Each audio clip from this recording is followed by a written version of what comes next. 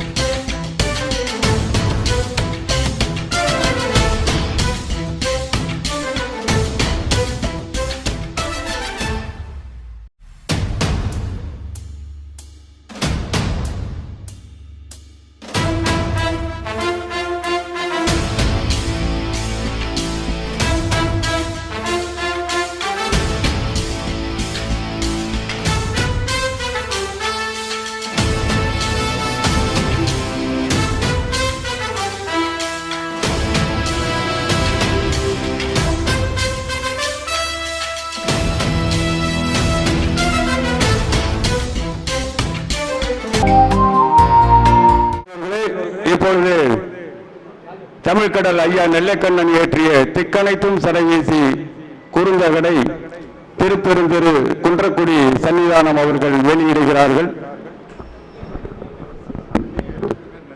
எங்கள் நெல்லையில் நிறைந்த மாநகர மாவட்ட செயலாளர் பச்சையன் கணேசராஜா அவர்கள் தமிழ்கடல் அறிவியத்தார் நெல்லைக்கண்ணன் அவர்களுக்கும்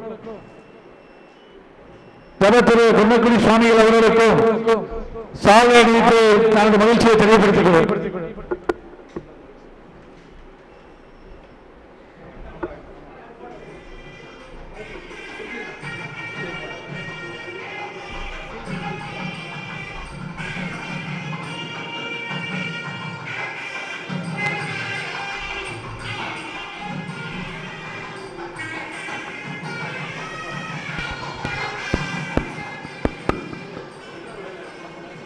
இப்பொழுது திக்கனைத்தும் சடைவீசி குறுந்தகடு வெளியீட்டு விழா திருப்பெருந்திரு குன்றக்குடி சன்னிதானம் அவர்கள் வெளியிட மேனாள் தலைமை ஆசிரியர் சிவா சுப்பிரமணியன் சிவா அவர்கள் பெற்றுக்கொள்கிறார்கள்.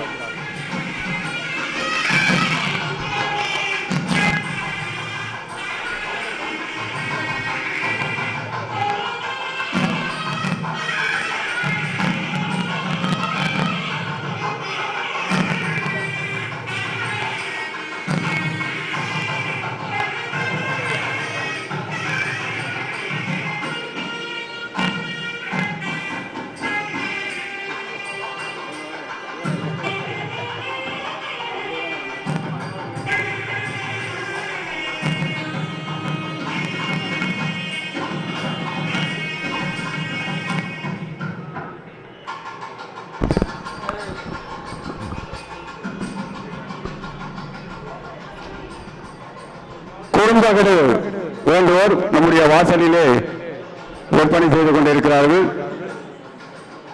பெற்றுச் செல்லுமாறு கேட்டுக்கொள்கிறோம்.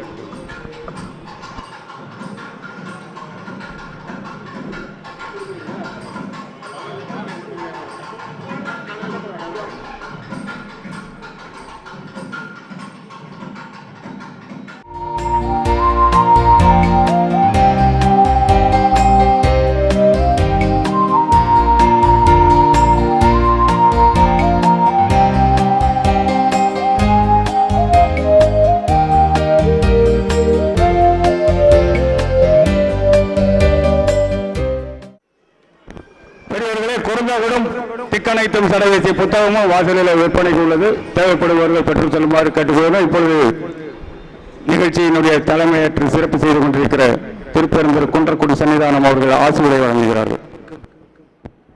பெரும் பாராட்டுதலுக்கும் உரிய நம்முடைய தமிழ்கடல் மேன்மைமிகு ஐயா நெல்லைக்கண்ணன் அவர்கள் இயற்றிய திக்கனும் திக்கனைத்தும் சடைவீசி என்ற அற்புதமான ஒளி குறுந்தகடும் நூலும் வெளியிட்டிருக்கிற இந்த இனிய விழாவில் இன்று முன்னிலை வகித்துக் கொண்டிருக்கிற பேராசிரியர் செல்லையா அவர்களே, பாராட்டுதலுக்குரிய அவினாசி மில் அதிபர் கு பூபதி அவர்களே, பாராட்டுதலுக்குரிய சந்திரசேகரன் அவர்களே, குறுந்தகட்டை பெற்றிருக்கிற அன்புக்குரிய சிவா சுப்பிரமணிய சிவா அவர்களே, மிகச்சிறந்த விரிவுரை ஆற்றிய பாராட்டுதலுக்குரிய பேராசிரியை திருமதி சுப்புலட்சுமி அவர்களே, தமிழ் பேராசிரியர் சங்கர வீரபத்ரன் அவர்களே, ஒரு எழுச்சி உரை ஆற்றிய பாராட்டுதலுக்குரிய வானொலி அதிகாரி அன்புக்குரிய ஐயா சண்முகையா அவர்களே, நம்முடைய அன்புக்குரிய நெல்லை மாவட்ட பாராட்டுதலுக்குரிய மாவட்ட செயலாளர் தச்சை கணேசராஜா அவர்களே, சென்னையிலிருந்து வருகை புரிந்திருக்கிற நம் பாராட்டுதலுக்குரிய ஐயா முத்துக்குமாரசாமி அவர்களே, மேடையில் வீற்றிருக்கிற பெரியோர்களே, அரங்கம் நிறைந்திருக்கிற பெரியோர்களே, நூர் இஸ்லாம் பல்கலைக்கழகத்தின் துணைவேந்தர் அன்புக்குரிய ஐயா பெருமாள் சாமி அவர்களே, பெரியோர்களே, சான்றோர்களே, பெருமக்களே, இந்த இனிய நேரத்தில் காலை தொடங்கிய விழா நண்பர்களை தாண்டி கொண்டிருக்கிற நேரத்தில் நான் நீண்ட நேரம் பேசாமல் தமிழ்நாட்டு மேடைகளில் உலகம் முழுவதும் நீண்ட நேரம் நீண்ட காலம் பேசிய ஒரு மகத்தான தமிழ் பேரறிஞர், தன்னார் தமிழளிக்கும் தன்பாண்டி நாட்டுக்கு சொந்தக்காரன், இன்று அவரது அருமை தாண்டவ கவிகளை இன்று வெளியிட்டிருக்கிற இந்த விழாவில் சில வார்த்தைகள் உரையாடி விடைபெறுவதில் மகிழ்ச்சியும் மன நிறைவு. நெல்லை சீமைக்கு ஒரு தனித்தமிழ் உண்டு. தமிழ் கூறும் நல்லுலகத்தில் தனி முத்திரை பதித்த தமிழ்தான் நம் பொருணையாற்று தமிழ்.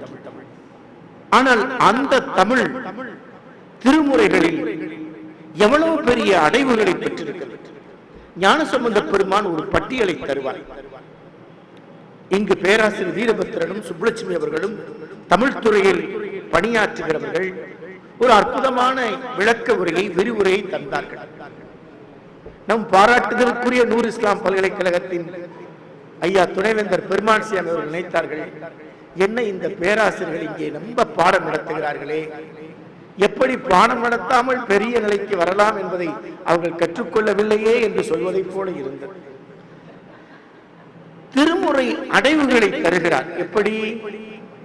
ஞானசம்பந்த பெருமான் ஒரு பேராசிரியராய் பெரும் அறிஞராய் அவர் தருகிற தமிழ் அடைவுகள் அருந்தமிழ், ஆறா அருந்தமிழ், இசைமொழி தமிழ், இன்புறும் தமிழ், இன்தமிழ், உருவாகும் ஒன் தமிழ், உரையார் தமிழ், ஏறினார் தமிழ், ஒன் தமிழ், ஒளிர் பூந்தமிழ், கலைமொழி தமிழ், கலை வளர் தமிழ், குளமார் தமிழ், குற்றமிழ் செந்தமிழ், குன்றா தமிழ், சங்கமொழி செந்தமிழ், சொல்லார் தமிழ், ஞானமிக்க தண்டமிழ், ஞானத்தமிழ், தகைமொழி தண்டமிழ், சந்த நிறை தண்டமிழ், சந்தமார் தமிழ், சந்தமார்ந்த தமிழாகிய தமிழ், சந்தமாய தமிழ், சத்தமின்றி சுந்தர தமிழ், துந்துலா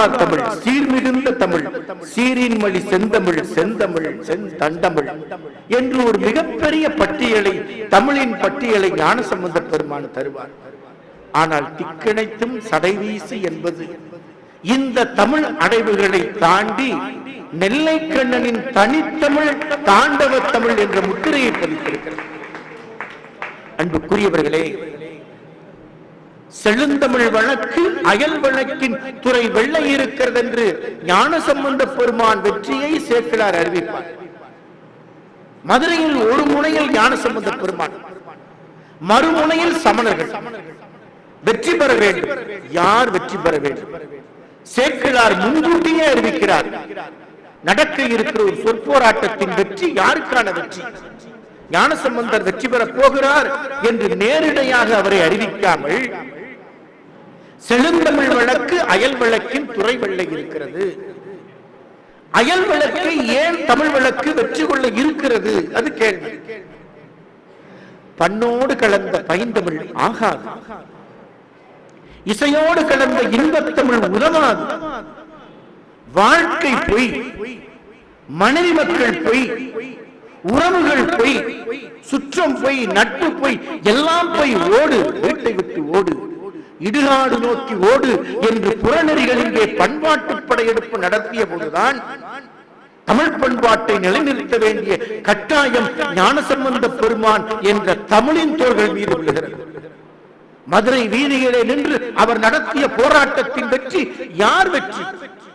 அது சமயத்தின் வெற்றி அல்ல, மொழியின் வெற்றி அல்ல, தமிழர் கலாச்சாரத்தின் நாகரிகத்தின் வெற்றி. உலகத்திலேயே சமயத்தை காத்த பெருமை ஒரு மொழிக்கு இருக்குமே, ஆனால் அது தன்னார் தமிழ் மொழி ஒன்றுக்குத்தான் இருக்கும். ஓதுவார் பாடினார், உள்ளம் உருகுகிற வகையில். எவ்வளவு அற்புதமான பாடல்! அதற்கு இணையாக தாண்டவேந்தரின் படத்தில் அப்பர் பெருமானின் அடிச்சுவட்டில் அற்புதமாக திக்கணைத்தும் சடை வீசி அற்புத 50 பாடல்கள். ஊஞ்சலில் உட்கார்ந்து கொண்டு தமிழ் உணர்வு அவர் இதயத்தில் ஊசலாடி இருக்கிறது. குறிப்பாக அப்பர் பெருமானை அடையாளம் காட்டுவார்கள். மகோன்னத தோற்றம், கூனி குறுகி தமிழ் சமுதாயத்தின் சுமைகளை தோள்களில் ஏற்றிய அந்த அற்புத மகானின் தோற்றம், மார்பார பொலிகண்ணீர், மழைவாரும் திருவடிவும், மதுரவாக்கில் சேர்வாகும் திருவாயில் தீந்தமிழின் மாலைகளும், செம்பொற்றானே சார்வான திருமணமும், உளவார தனிப்படையும் தாமுமாகி பார்வான தமிழ் திருவீதி பணி செய்தார். கண்களிலே கண்ணீர் மாலை, இதயத்திலே தமிழின் மாலை, சொற்பொருக்காற்றுகிற மாலை. இது போல ஒளிப்பெருக்கியின்றி உரத்து உரத்து பேசுகிறார் தமிழ்நாட்டு வீதிகளிலே. செவிகால் கேள்விங்களோ, செவிகால் கேள்விங்களோ என்று உரத்து கூறுகிறார். அன்றைக்கும் கேட்க யாரும் இல்லை, இன்றைக்கும் கேட்க யாரும் இல்லை. அப்பர் பெருமானின் அடிச்சுவடு எப்படிப்பட்ட ஆழமான அடிச்சுவடு! சோதனைகளை எல்லாம் சாதனைகளாக மாற்றி காட்டியிருக்கிறார். முன்னை பழமைக்கும் பழமையாய், பின்னை புதுமைக்கும் புதுமையாய் அவரது சிந்தனைகள். அதே அப்பர் பெருமானின் அடிச்சுவட்டை 20ஆம் நூற்றாண்டில் எடுத்துச் சென்றார் என்றால் நம்முடைய மறைந்து நம் நெஞ்சுகளில் நிறைந்திருக்கிற மகா சன்னிதானம் குன்றக்குடி அடிகள் பெருமான் உளவார கருவி ஏந்தி திருக்கோவிலின் மதிச்செடி கொடிகளை சுத்தம் செய்தார் அப்பர் பெருமான். தமிழ்நாட்டில் மண்டி கிடந்த இருளை விரட்ட பாடுபட்டார். அதே அடிச்சுவட்டை 20ஆம் நூற்றாண்டில் எடுத்துச் சென்ற நம் மகா சன்னிதானம் அடிகள் பெருமான். அவர்களுக்கு செல்ல பிள்ளை ஐயா நெல்லைக்கண்ணன் அவர்கள். எண்ணி பார்க்க வேண்டும், நம் மகா சன்னிதானம் மறைந்து 25 ஆண்டுகள் கால வெள்ளத்தில் 1/4 நூற்றாண்டு கரைந்து போயிற்று. தமிழகத்தின் அரசு ஒரு மடாதிபதிக்கு மணிமண்டபம் கட்டியிருக்கிறது என்றால் குன்றக்குடி அடிகள் பெருமானுக்குத்தான். அது தமிழக அரசின் அவர்களது பிறந்த நாள் விழாவை தமிழக அரசு விழாவாக கொண்டாடுகிறது. ஆனால் அது மட்டுமல்ல சிறப்பு. அரசு விழா கொண்டாடுவதோ நினைவு மண்டபம் எழுப்புவதோ மட்டுமல்ல அவரின் சிறப்பு. 25 ஆண்டுகள் இந்த தமிழ் சமுதாயத்திலிருந்து விடைபெற்று சென்றவரை இன்னமும் தமிழ் சமூகம் பேச்சிலும் எழுத்திலும் சிந்தனையிலும் எண்ணி பார்க்கிறதே, அதுதான் அவரின் சிறப்பு. அந்த சிறப்பை அவர் எப்படி பெற்றார்? அதுதான் கேள்வி. தமிழ்நாட்டில் மடாதிபதிகளின் உலகத்தில் தன் சக மனிதர்களை எல்லாம் தோள் மீது தோள் கை போட்டு அன்போடு அரவணைத்து அனைவரோடும் சமத்துவமாய் பழகினாரே, அந்த சாமானிய மக்களை சரிசமமாக எண்ணி பார்த்த உணர்வுதான் ஒவ்வொரு தமிழனின் உள்ளத்திலும் உறைந்திருக்கிறது. அப்படித்தான் நெல்லைக்கண்ணன் அவர்கள் இல்லத்திற்கு வருவார், அவரோடு பேசுவார், ஏன் மேடைக்கு வரவில்லை என்று சண்டையிடுவார். இவையெல்லாம் எதனால்? நெல்லைக்கண்ணன் என்ற வற்றாத தமிழ் ஜீவநதி இவருக்குள் ஓடிக்கொண்டிருக்கிறது. அந்த வகையில் நாம் நிறைய சிந்திக்கலாம். இங்கு அவரது பாடல்களை நிறைய சொன்னார்கள். அந்த பாடல்கள் சிவபெருமானை பற்றியும் நிறைய பேசப்படுகிறது. 5 எழுத்து மந்திரத்தை பேசுகிறார். இவற்றையெல்லாம் தாண்டி நீலகண்டன் என்று சிவபெருமானை சொல்கிறார். நீலகண்டன் என்று சிவபெருமானை சொல்லுகிற போதுதான் திருநீலகண்டம் என்பதன் சிறப்பை உணர வேண்டும். திருநீலகண்டன் என்பது ஒரு அடையாளம் அல்ல, அதுதான் தலைமையின் தனிப்பெரும் அடையாளம். பார்க்கடலை கடைந்தார்கள், தேவாமிர்தம் கிடைக்கும் என்றுதான் கடைந்தார்கள். ஒரு புறத்தில் அசுரர்கள், மறுபுறத்தில் தேவர்கள். பார்க்கடலை கடைந்த போது அமுதம் கிடைக்கவில்லை. அமுதத்திற்காகத்தான் போட்டி. யாருக்கும் யாருக்கும்? தேவர்களுக்கும் அசுரர்களுக்குமான போட்டி. ஆனால் அமுதம் கிடைக்கவில்லை, ஆழகால விஷம் கிடைக்கவில்லை. அதை உண்ண எவரும் தயாராக இல்லை. உலகத்தின் தலைவன், உயிர்குலத்தை காக்க வேண்டிய கடப்பாடு அவன் மீது இருக்கிறது. அதனால் தான் விஷத்தை உண்டான். தான் விஷத்தை விட்டு உலக உயிர்குலத்தை காத்தான். அதனால் தான் அவனுக்கு பெயர் திருநீலகண்டன். கருமையின் அடையாளம் என்பது தன்னை தருவது, தன்னை ஒப்படைப்பது. தலைமை பண்பு என்பது முள்மகுடத்தை சூட்டிக் கொள்வது. அணிந்திருக்கிற அமர்ந்திருக்கிற நாற்காலி அலங்காரமாய் இருக்கலாம், அது முல்லாசலம் என்ற உணர்வோடு பணி செய்வது. மண்பதை காக்கும் நன்குடி பிறத்தல் துன்பம் அல்லது தொழுதகவியில் என்று சிலப்பதிகாரம் சொல்வதை போல தியாகேசன் சிவபெருமான் அப்படித்தான் தலைமை பண்புக்குரிய விஷத்தை உண்டான். ஆழகால விஷத்தை உண்டவன் நித்திய ஜீவனாய் இருக்கிறான். அமுதத்தை உண்டவர்கள் காணாமல் போய்விட்டார்கள், எண்ணி பார்க்க வைப்பார்கள். அதைத்தான் சொன்னார், பண் சுமந்த பாடல் பரிசு படைத்தருளும் பெண் சுமந்த பாகத்தின் பெம்மான் பெருந்துரையான் விண் சுமந்த கீர்த்தி வியன் மண்டலத்து ஈசன் கண் சுமந்த நெற்றிக் கடவுள் களிமதுரை மண் சுமந்து கூலி கொண்டு அக்கோவாள் முத்துண்டு புன் சுமந்த பொன்மேனி பாடுதுங்கான் அம்மானே. ஏழை வந்தை கிழவிக்கு தன்னை கூலியாளாய் ஒப்படைக்கிறார். முதல் புரிந்துணர்வு ஒப்பந்தம் சிவபெருமான் போட்ட புரிந்துணர்வு ஒப்பந்தம். பொதுப்பணித்துறை தோன்றும் முன்பே ஆற்றங்கரையை தூய்மை செய்வதற்கு, மண்ணை எடுப்பதற்கு சிவபெருமான் போட்ட ஒப்பந்தம் அதுதான். யாருக்கு தன்னை கூலியாளாய் ஒப்படைத்துக் கொள்கிறான்? ஏழை வந்தி கிழவி, யாரும் இல்லை. அவரிடம் ஆதார் அடையாள அட்டை உண்டா? பேங்க் கார்டு உண்டா? இவை எதுவுமே இல்லாத ஒரு அனாதை கிழவிக்கு தன்னை ஆளவா எண்ணல் சொக்கன் அங்கிருந்து புறப்பட்டு கூலியாளாய் முண்டாசு கட்டிக் கொண்டு கூலிதா என்கிறார். என்னிடம் என்னப்பா இருக்கிறது? நான் புட்டு விற்கிறவள், புட்டை கொடு, உயர்ந்த புட்டை கொடு, வியாபாரம் செய்துவிட்டு மிச்சமாயிருக்கிற புட்டை கொடு. அதை வாங்கி மண் சுமந்தான், புட்டுக்கு மண் சுமந்தான். வேலை செய்யவில்லை, புறம்படிப்பட்டான். எதற்காக? அரசனாயிருந்தாலும் ஆண்டவனாயிருந்தாலும் எல்லோரும் வேலை செய்ய வேண்டும். வேலை செய்ய மறந்தால் மறுத்தால் எல்லோருக்கும் தண்டனை உண்டு என்று தானே புறம்படி வாங்கிக் கொண்டான். அந்த நிலைப்பாட்டை தான் திருவிளையாடற் புராண செய்திகளை எல்லாம் அற்புதமாய் நம்முடைய அருமைக்குரிய ஐயா நெல்லைக்கண்ணன் அவர்கள் வடித்து தந்திருக்கிறார்கள். குறிப்பாக எண்ணி பார்க்கிறோம். சாம்பல் கொண்ட செம்மேனி பெருமான் தன்னை சங்கரனை ஐங்கரனை பெற்றான் தன்னை ஆம்பலென கண்டமதை கொண்டவரை அந்தனனே நந்தன் என்று அறிவித்தார். நெல்லைக்கண்ணன் அவர்கள் செய்த புரட்சி மகத்தான புரட்சி. அந்தனனே நந்தன் என்று அறிவிக்கிறார். சேர்க்கிறார் கூட பெரிய புராணத்தில் அவ்வளவு வேகமாக சொல்லவில்லை. அந்தனன் தானடா நந்தன் என்று சொன்ன பெருமை அந்த கவித்துவத்தில் இருக்கிறது. அனைவரும் அர்ச்சகராகலாம். அர்ச்சகர் ஐயா அவர்கள் உட்கார்ந்திருக்கிறார்கள். ஆனால் அனைவரும் அர்ச்சகராகலாம் என்பதை பெரிய புராணத்தில் சேர்க்கிறார் சொன்னாலும் அதை தன்னுடைய கவிதை வரிவில் இரண்டர உடைத்து ஒரு தீர்ப்புரையை போல தருகிறார். அந்தனனே நந்தன் என்று அறிவித்தானை, ஓம்பலிலா ஏழையர்க்கும் உதவுவானை, உலகங்கள் காக்கின்ற உண்மையானை, தேம்பலின்றி கசிய வைக்கும் திருவினானை திருநெல்லை எம்பதியில் கண்டுகொண்டேன். இங்கிருக்கிற இறைவன் யார்? அவன் சமத்துவமானவன், சமத்துவத்தின் வெளியில் இருப்பவன், தலைமை பண்புக்கே உரியவன். உலகத்தை உள்ளங்கையில் வைத்து உருட்டி பார்த்தான் மகத்தான மாமன்னன் அலெக்சாண்டர்.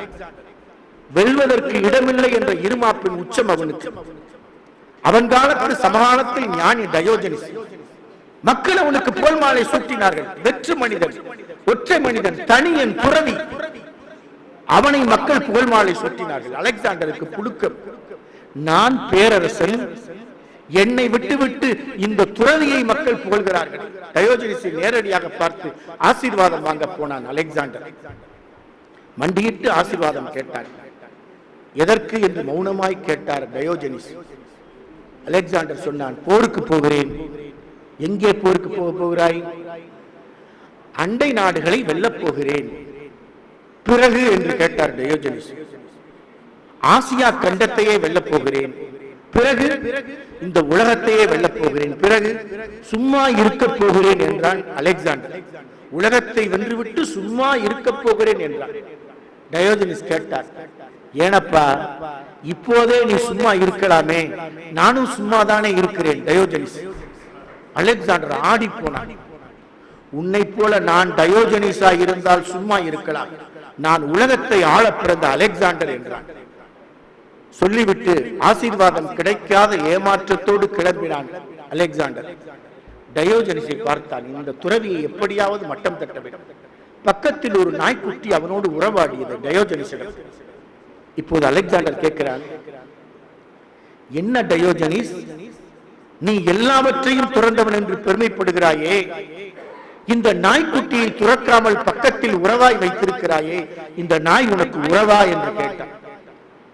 அடக்கமாய் அமைதியாய் டயோஜனிஸ் சொன்னான், அலெக்சாண்டர், இந்த நாய்க்குட்டி எனக்கு உறவல்லப்பா, இது எனக்கு குருநாதர். என்ன நாயா உனக்கு குருநாதர்? அலெக்சாண்டர். டயோஜனிஸ் சொன்னான், நான் எல்லாவற்றையும் துறந்து விட்டேன் அப்பா, எல்லாவற்றையும் துறந்தேன், ஆனால் பசியை துறக்க முடியவில்லை. வீடு வீடாய் பிச்சை எடுக்க ஒரு பிச்சை பாத்திரம் வைத்திருக்கிறேன், அது திருவோடு, மண்ணால் செய்யப்பட்ட திருவோடு.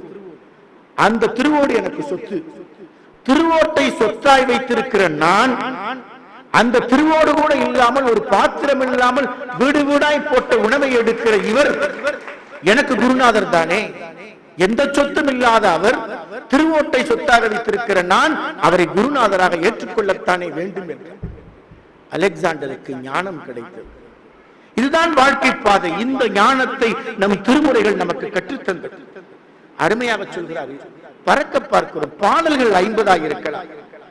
பனித்துளி எப்படி ஒரு பரந்த இமயத்தை, விரிந்த இமயத்தை படம் பிடித்து காட்டுகிறதோ, அதுபோல அந்த 50 பாடல்களில் அவர் இளமை காலத்தை கற்ற திருமுறைகள், திருக்குறள், பெரிய புராணம், திருவிளையாடல் புராணம், கம்பராமாயணம், சிலப்பதிகாரம் அனைத்தும் கூடு கட்டி கொண்டு வருகிறது.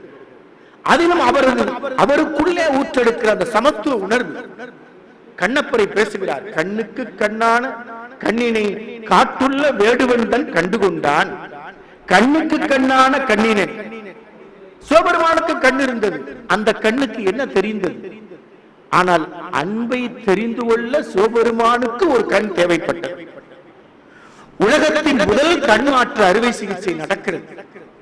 MBBS படிக்காத, MD படிக்காத ஒரு ஏழை வேடுவன் தின்னனார் கண்ணப்பராய் மாறினார்.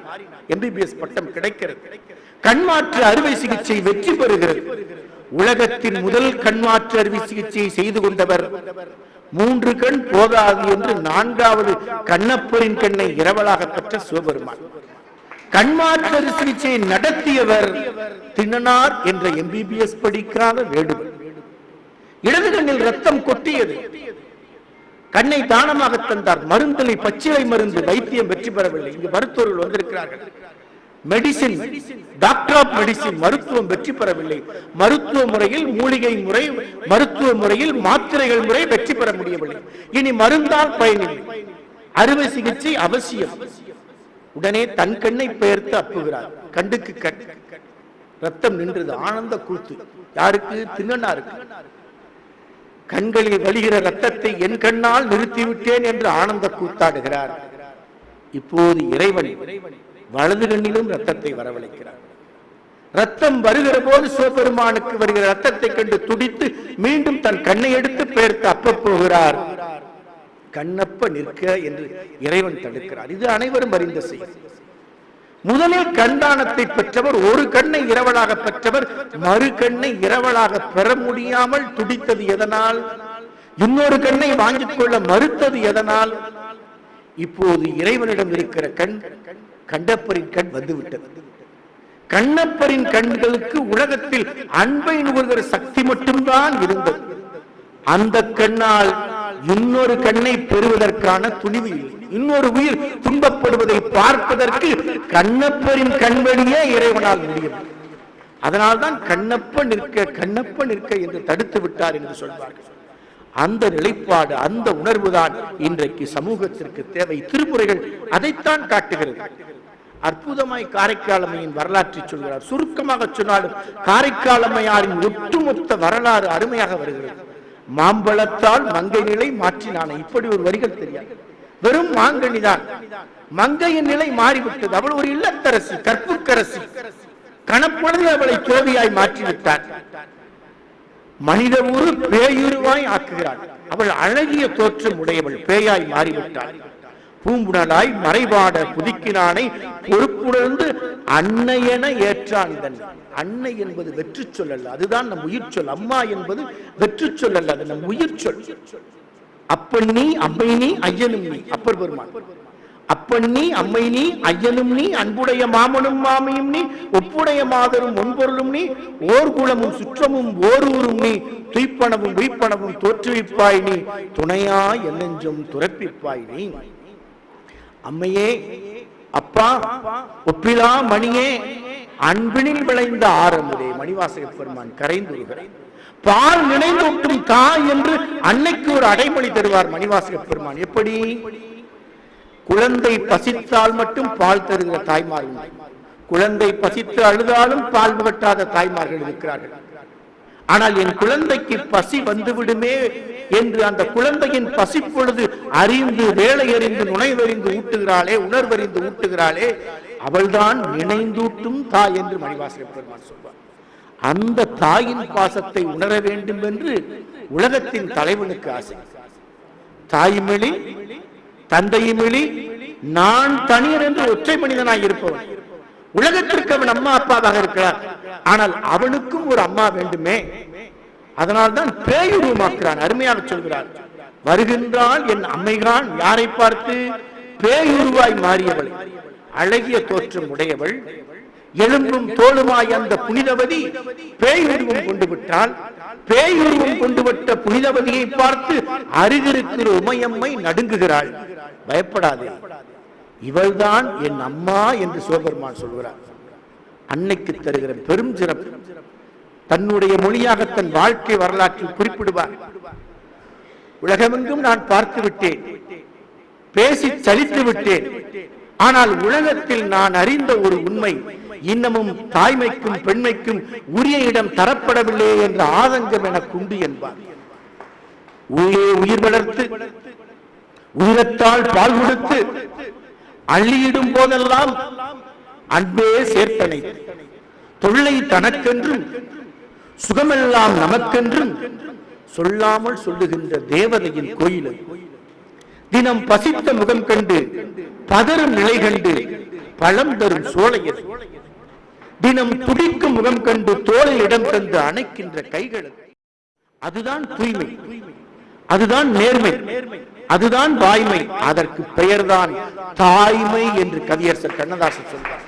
தாய்மை என்பது இறைமை என்ற நிலையை நோக்கி பயணிப்பது. அந்த நிலையிலே நெல்லை கண்ணன் அவர்கள் அற்புதமாய் இந்த கவிதையை தாய் உண்மை உணர்வோடு இந்த தமிழை படைத்திருப்பதுதான், திக்கணைத்தும் சடைவீச என்று படைத்திருப்பதுதான் தனிச்சிறப்புக்குரிய. தோழமையை பற்றி சொல்கிறார். சிவபெருமானுக்கும் சுந்தரருக்கும் உள்ள தோழமை பெரிய புராணம் காட்டுகிறது. ஆனால் இவர் காட்டுகிற வரிக்குள் மறைந்திருக்கிற தோழமைதான் அற்புதமானது. தோழனுக்கும் தோழனுக்காய் மரத்திற்கு மாறினான். தோழனுக்காக எங்கே மரத்திற்கு மாறுகிறார்? இப்போதெல்லாம் நாம் நண்பர்கள் தினம் கொண்டாடுகிறோம், பார்த்தால் சிரித்து பேசுகிறோம், கை குலுக்குகிறோம். குலுக்குகிற போதே உள்ளுக்குள்ளே ஒரு நினைப்பு, எப்போது இவனை வீழ்த்தலாம், எப்போது இவனை உருத்தெரியாமல் ஆக்கலாம். குலுக்குகிற கைகளுக்குள்ளே இருக்கிற உணர்வை நம்மால் புரிந்து கொள்ள முடியவில்லை. நண்பர்கள் தினமாக போய்விடுகிறார்கள், உறவு தினமாக போய்விடுகிறது, நண்பர்கள் தினம் என்ற கொண்டாட்டம். ஆனால் சிவபெருமான் உண்மையிலே ஒரு தோழமை எப்படி இருக்க வேண்டும் என்பதை அடையாளம் காட்டுகிறார். தோழனுக்காய் மரத்திற்கு மாறினானை, தோகையிடம் அச்சேதி கூறினானே. பரமையாரை திருமணம் செய்து கொண்டார். இப்போது சங்கிலியார் மீது ஆசைப்படுகிறார். யார்? சுந்தர பெருமான். சுந்தர பெருமான் சங்கிலியாரை திருமணம் செய்து கொள்வதற்கும் இவர்தான் தூதுவர். எப்படி? சங்கிலியாரிடம் சத்தியம் செய்து கேள், வேறு பெண்ணிடம் போக மாட்டேன், பறவை வீட்டுக்கு போக மாட்டேன் என்று சத்தியம் செய்து கேள் என்கிறார். அந்த சத்தியத்தை செய்வதற்கு உறுதிமொழியை கேட்டுக்கொள் என்று சங்கிலியிடம் சொல்லிவிட்டு இறைவன் சத்தியம் செய்வதற்கு சுந்தர பெருமான் வருகிற போது சுந்தர பெருமான் சொல்வார், சந்நிதியில் சத்தியம் வேண்டாம், மகிழ மரத்தடியில் சத்தியம் செய்வோம். மகிழ மரத்தடியில் சத்தியம் செய்வோம் என்று சுந்தர பெருமான் சொன்ன செய்தியை சங்கிலிக்கு சொல்கிறார். மகிழ மரத்துக்கு போ என்று இறைவனை ஆணையிடுகிறார். இதுதான் நட்பின் மீது உள்ள ஆணை. நாயன் நீரே, நான் உமக்கு இங்கு அடியேனாகில், தாயின் நல்ல தோழருமாம் நீ, தம்பிரானாரே ஆகில், ஆய அறிவுமிழந்து அழிவேன், அயர்வு நோக்கி அவ்வளவும் போய் இவ்விரவே பறவை ஒரு பிறவி தீர்த்துத்தார். பறவைக்கும் எனக்கும் உள்ள சண்டையை இந்த இரவிலேயே தீர்த்து தர வேண்டும் என்று தன் தோழனை தூது அனுப்பினார். யாரை? சிவபெருமானை இறைவன் தூது அனுப்புகிறார். அதைத்தான் சொல்கிறார், 2 முறை தூது போகிறான். வாழ்க்கையிலே மாறிடவே கண்கொண்டான், வழிநெடுக தோழன் வசை பாடினான், ஏழையை போல் இருமுறையும் நடந்தான். சங்கிலிக்கு ஒரு முறை தோழமையாக தூது போகிறான். மகிழ மரத்தடியில் சத்தியம் செய்ய சொன்னான். மகிழ மரத்தடிக்கு போய்விட்டான். மகிழ மரத்தடியில் செய்த சத்தியம் கண் போய்விட்டது சுந்தரருக்கு. இந்த வரலாற்று செய்திகளை எல்லாம் 4 அடிக்குள் அற்புதமாய் சொல்கிறார். இதற்கு பிறகு பறவைக்கு தூது போகிற காட்சி, 2 முறை நள்ளிரவில் தூது போகிற காட்சி. சேக்கிழார் அதை ஓவியம் போல தீட்டுவார். சேக்கிழார் தீட்டிய ஓவியத்தை ஒரே வரியில் சிறப்பாக சொல்கிறார். வாழ்க்கையிலே மாறிடவே கண்கொண்டான், நண்பனை திருத்துகிற வழி, வழிநடுக தோழன் வசை வாங்கினான், ஏழையை போல இருமுறையும் நடந்தான். எப்படி நடந்து போகிறார் இறைவன்? சேக்கிழார் சொல்வார், இறைவன் விரைவில் எழுந்தருள எய்தும் அவர்கள் பின்தொடர, அரைகொள் திரைநீர் தொடர் சடையில் அரவு தொடர, அரிய இளம்பிறைகள் நறுகை இதழ் பிணையல் சுரும்புகள் தொடர, உடன் மறைகள் தொடர, வன் தொண்டர் மனமும் தொடர. ஒரு பெரிய காட்சி, ஒரு ஓவிய காட்சி. சுந்தரர் இறைவன் போகிறார். இறைவன் போவதற்கு பின்னாலே சுந்தரர் மனமும் போகிறது. அந்த காட்சியை இரட்டை வரியில் சொன்னார். ஏழையை போல 2 முறை பறவை வீட்டு கதவை நள்ளிரவில் தட்டினாயே என்று சொன்ன செய்தி ஒரு பெரிய வரலாற்று செய்தியை மிகச் சுருக்கமாக சொல்லும்.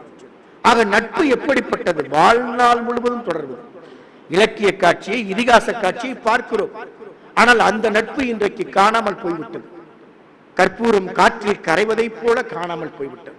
கபிலன் பாரியின் நட்பு, கர்ணன் துரியோதனின் நட்பு, கோப்பெருஞ்சோழன் பிசிராந்தையார் நட்பு, இறைவன் சுந்தரர் நட்பு, இந்த நட்புக்கெல்லாம் அடையாளமாய் மிகச் சிறப்பாய் தன் பாடல்களில் நட்பு எப்படி இருக்க வேண்டும் என்று சுந்தரர் வரலாற்றை சுருக்கமாகவே இந்த பாடல்களில் எடுத்து தந்திருக்கிறார். விரிவான செய்தியை நிறைவாக தந்திருக்கிறார். மிகச் சிறப்பான செய்தி. பெண்குலத்தின் உரிமையெல்லாம் போற்றுவானை, பெண்குலத்தின் உரிமையெல்லாம் போற்றுவானை. இந்த ஒற்றை வரி போதும். இன்று பெண்களுக்கான உரிமைக்கான குரல் கேட்கிறது. 33% இடஒதுக்கீட்டை பேசுகிற காலத்தில் 50% இடஒதுக்கீட்டை தந்தவன் சிவபெருமான். தன் உடலின் செம்பாதியை தன் மனைவிக்கு தந்தவன், உமையம்மைக்கு தந்தவன். அதைத்தான் பெண்குலத்தின் உரிமையெல்லாம் போற்றுவான் தன்னை. இன்றைக்கும் என்ன நிலைமை எண்ணி பாருங்கள். ஒரு அப்பா தன் மகளுக்கு திருமணத்திற்கு வரன் பார்க்கிறார். ஜோதிடரிடம் 2 ஜாதகங்களை கொடுத்தார். ஜோதிடர் 2 ஜாதகங்களுக்கும் பொருத்தம் பார்த்து கொண்டே வந்தார். பொருத்தம் பார்த்து கொண்டு வந்த ஜோதிடருக்கு ஒரு சந்தேகம் வந்தது. என்ன 2 ஜாதகமும் பெண்களின் ஜாதகமாக இருக்கிறதே என்று ஜோதிடர் அப்பாவிடம் கேட்டார், பெண்ணின் அப்பாவிடம். பெண்ணின் அப்பா சொன்னார், 2ம் பெண்களின் ஜாதகம் தான், எதுக்கு 2 பெண்ணுக்கு பொருத்தம் பார்க்கறீங்க? அப்பா சொன்னார், பெண்ணின் அப்பா, ஒரு ஜாதகம் என் மகளோட ஜாதகம், இன்னொரு ஜாதகம் என் மகள் வாழப்போகிற வீட்டின் மாமியார் ஜாதகம். 2ம் பொருத்தமா இருந்தாதான் என் மகள் வாழ்க்கை நல்லா இருக்கும். எப்படி நிலைமை? உலகமெங்கும் இந்த நிலைதான். ஒரு திருமண வீட்டில் காலை நேரத்தில் வேகமாய் மாப்பிள்ளையின் அம்மா பேசுகிறார் பெண்ணின் அம்மாவிடம். உங்க பொண்ணுக்கு எவ்வளவு நகை போடுறீங்க? மாப்பிள்ளை தாலி கட்ட போற நேரம். உங்க பொண்ணுக்கு எவ்வளவு நகை போட்டிருக்கீங்க? மாப்பிள்ளையின் அம்மாவின் கேள்வி. பெண்ணின் அம்மா மெதுவாய் சொன்னார், 20 பவுன் போட்டிருக்கோம். மெதுவா சொன்னார். உரத்த குரலில் மாப்பிள்ளையின் அம்மா சொன்னார், உங்க பொண்ணுக்கு தானே, இன்னும் கொஞ்சம் சேர்த்து போடுங்க. தாலி கட்டுற மாப்பிள்ளை கொஞ்சம் நிப்பாட்டினார் கைய. பெண்ணின் தம்பி இடைமறித்து கேட்டான், அப்பனா நீங்க எவ்வளவு நகை போடுவீங்க? மாப்பிள்ளையின் அம்மாவோட பெண்ணின் தம்பி. மாப்பிள்ளையின் அம்மா சொன்னார், நாங்களா, நீங்க போடுற நகை சரியா இருக்கான்னு எடை போட்டு பார்ப்போம், அப்படி இல்லைன்னா பெண்ணின் தம்பி மாப்பிள்ளை அம்மா சொன்னார், உங்களோட சண்டை போடுவோம், அப்படின்னா நாங்க உங்களை தூக்கி உள்ள போடுவோம் என்றார். திருமண வீட்டில் கலவரம் நடந்தது, திருமணம் நின்றது. வாழ்க்கைக்கு பொருள் தேவை, அதை போல நாம் வாழ்வதிலும் பொருள் தேவை. அதை இந்த சமூகம் உணர வேண்டும். கணவனே கண்கண்ட தெய்வம். எப்படி? ஒரு நிறுவனத்தில் ஒரு பெண் வேலை பார்க்கிறாள், பம்பரமாய் சுழன்று பணி செய்கிறாள். பம்பரமாய் சுழன்று பணி செய்கிற அந்த பெண்ணை மேலதிகாரி திட்டுவார். திட்டியவுடன் அந்த பெண் தனியாய் அமர்ந்து தன் மேஜைக்குள்ளிருந்து ஒரு படத்தை எடுத்து பார்ப்பார். கொஞ்ச நேரத்தில் உற்சாகமாகி விடுவார்.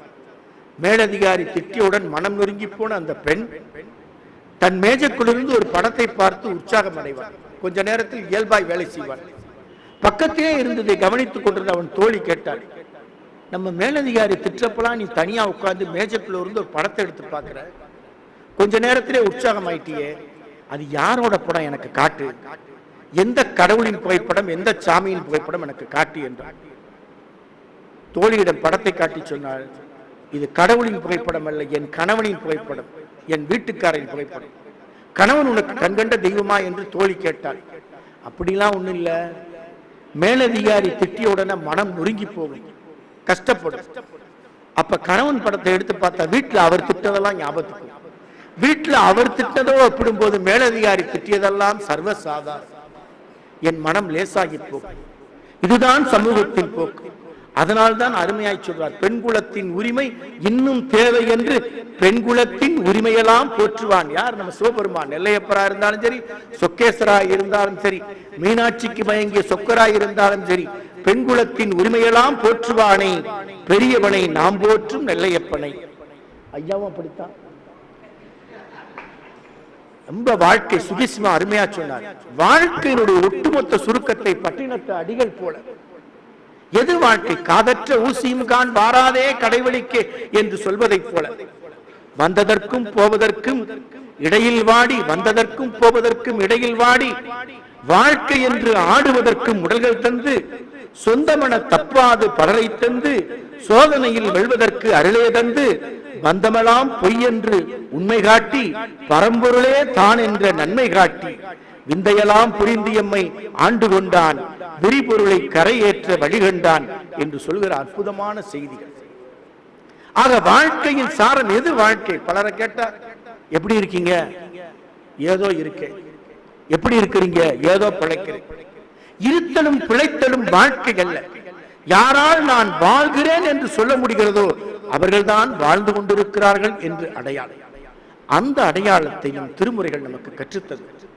அதனால்தான் நாம் சுருக்கமாக சொன்னால், நிறைவாக சொன்னால், திக்கிணத்தும் சடை வீச என்ற 50 பாடல்கள் தாண்டகவேந்தரின் தடத்தில் அப்பர் பெருமான் அடிச்சுவட்டில் ஊனுருக உயிருருக ஒரு ஊஞ்சலில் அமர்ந்து கொண்டு ஒரு சில மணி நேரங்களில் இரவு பொழுதில் வைகரை பொழுதை தொடுகிற நேரத்தில் அவர் எழுதியிருக்கிறார் என்றால், ஞானசம்பந்த பெருமான் சொன்ன வாக்கு ஞாபகத்துக்கு வருகிறது.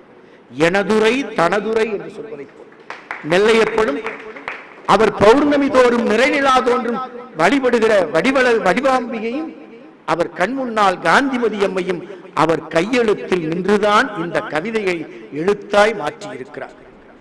சங்கப்பாடல் அருமையாய் சொல்லி சங்கத்தமிழன் துணிந்து சொன்னான். ஏனென்றால் அன்றைக்கு இணையதளம் கிடையாது, சமூக வலைதளம் கிடையாது. சமூக வலைதளங்கள் இல்லாத போதுதான் யாவும் ஊரே யாவரும் கேளீர் என்று அண்டங்களும் கண்டங்களும் விரிந்து பறந்து கிடந்த உலகத்தில் துணிந்து சொன்னான். அவன்தான் சொன்னான், எது என் இலக்கியத்தின் பணி, எது என் மொழி உலகத்தின் பணி, எது என் ஆன்மீகத்துறையின் கடமை. ஊரில் நெய்தல் கரங்க, ஊரில் இருந்தன் உழவின் பாணி ததும்ப, உணர்ந்தோர் பூவணி அணிய, பிரிந்தோர் பைதல் உண்கண் பணிவார்பு உரைப்ப, படைத்தோர் மன்ற பண்பிலாளர் இன்னாதம்ம இவ்வுலகம் இனிய காண்க. இந்த உலகம் இருவேறு நிலைகளில் இருக்கிறது.